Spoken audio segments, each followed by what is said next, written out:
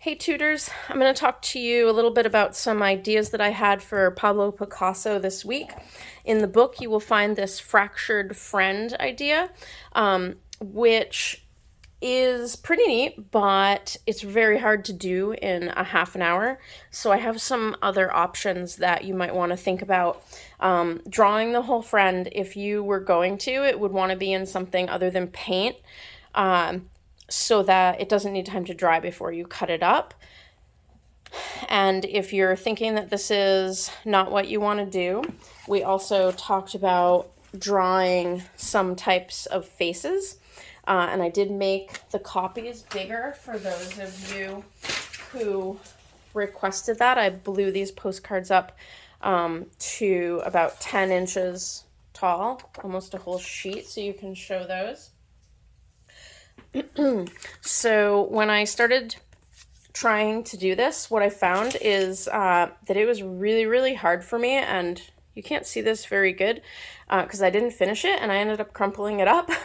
But it was very hard for me, even as an adult, to look at a person and break them up like Picasso did. I was not happy with the results. So here are some other ideas that I tried out. After reading about him and finding out that what he was kind of doing was sometimes trying to represent things from all sides at once, like these people. He also tended to break items down into different shapes. So here's one of my examples of that. This picture is of these two things, and as you can see, I just tried to represent. This was on a 4 when I did it, obviously. I just tried to represent some of these shapes and break them up into different parts and represent them in this piece of art. So that is one. Another one I did was this. So this was my other object, and I read that another thing that he did was also represent some types of words in it. So I tried to include a word or a number like the other one. But this is one I just didn't get a chance to color. But as you can see, I just took elements of this object that I found interesting. The round shapes I tried to represent, and the hand shape, and some of the words in here. So that's another example. Another one I did was this clock, and then I added in these words, so you can see how I just kind of broke these up. I liked the hands, so I represented them here. I took the face of the clock but didn't put it exactly where it would be on a clock. I blew some items up bigger than they were.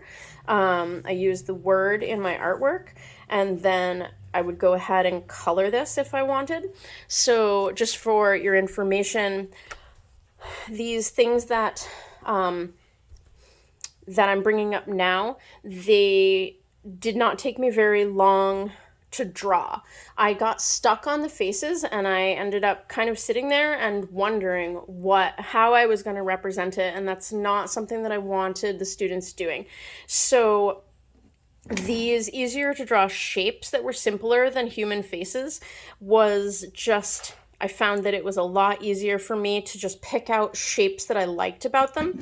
And you can do them, you can encourage the students to look at objects from different sides like he did and represent them all in the same piece of art. So the next idea that I had would be to just let the students, this is kind of a simpler idea, maybe for younger students. I just took my name, as you can see, and I tried to draw the letters, each one kind of from a different angle. And to assist in that, I just ran and grabbed some little magnet letters, or some block letters, so that the kids could actually take these and look at them from different angles, to help them draw. If you wanted to give that a try, they can come out and they can obviously color these in and make them look a little more exciting, but they could just try doing a word and possibly even adding some shapes in with that. But I wanted to let you know that I do have these little block letters that I'll bring along so that they can take a look at letters and just kind of imagine what they look like from all sides. Another cool idea that we have done in the past is a blind contour drawing. So what a blind contour drawing is the students can each sit across from a friend at the table and not looking at the paper. So tutors have instructed the kids to either put the paper on a clipboard under the table and draw, or if you think your kids can just not look at their paper and have it on the table, that's actually what I did. I just looked at Silas to draw this one. And what I did was, it comes out kind of looking in the style of Picasso, because when you try to draw them, you have to kind of guess at where each of their features are, which makes it kind of look cubism oriented. So back when Miss Heather was tutoring, this was the idea that she did, and she did it multiple times. And one of the things that we really like about this is the students really had fun doing it. And it's also really fun to see, even when the drawing comes out kind of weird and distorted, you can kind of tell who they are. So this one was Silas, and then I did Hannah in the same way. And I have Isaac here as well. So this is an example that I left uncolored. This one I also tried one of them.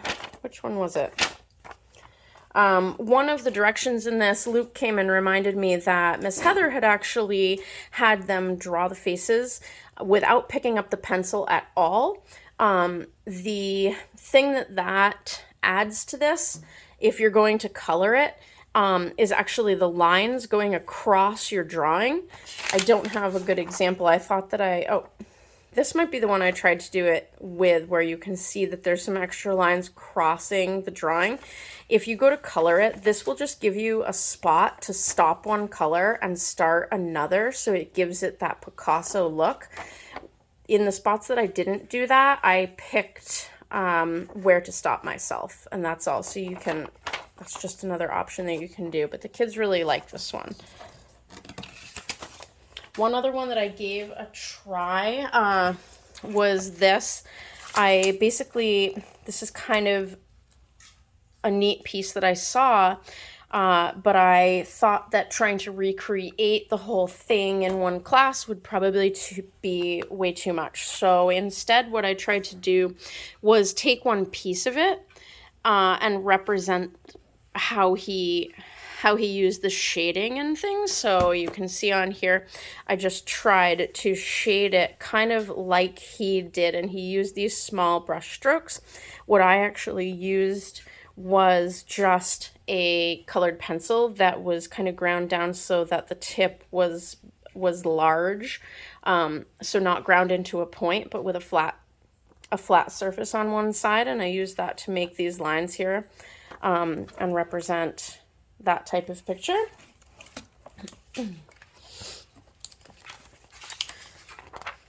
Another thing, or another way of representing something, as you can see, he did a lot of stuff that had to do with music. So there were guitars and different kind of music symbols and things in a lot of his artwork. But it was interesting. I liked how he took the shapes of a guitar and drew them back in, but didn't try to make it look like a real guitar. He just used the shapes that he found interesting and added those things in, and then added these blocks of colors. One thing about his artwork is, like I was saying with the blind contour, he seemed to color up to a point and then switch color a lot, and that will help you achieve this Picasso look, is if you think about where to stop and start these colors, and using that cubism theory to break your pieces apart into different elements. So these are some other copies that I made that might be a little bit easier for you guys to tackle with a class. I do not have a ton of objects accumulated right now, but you guys can let me know if you want me to pick out some more, or you can bring your own objects. Here you can see a vase that he seems to have represented from more than one angle. You can see in the top of the vase like you're looking from it from above. You can see the side profile of the vase like you're from the side, and where he put the handle is kind of like you are not seeing it quite from the side or the top. So think about that and doing kind of a simple object but representing it in that way. I did try a cup, which I'm not coming up with right at the moment.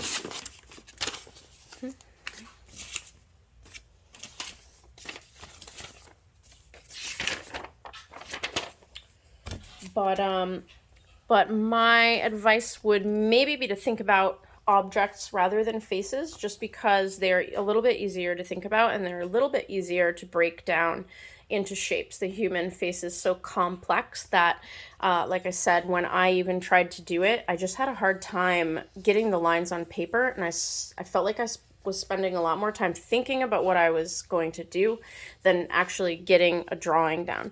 So working with shapes that are a little bit simpler, I came out with a lot better artwork from. So just give that some thought when you're planning your projects this week, and think about your kids' age. The easier the shapes, the more successful you might be. And you can let me know what types of coloring devices that you decide on so that I can bring them for you next week. Thanks a lot, ladies. Let me know if you have any questions.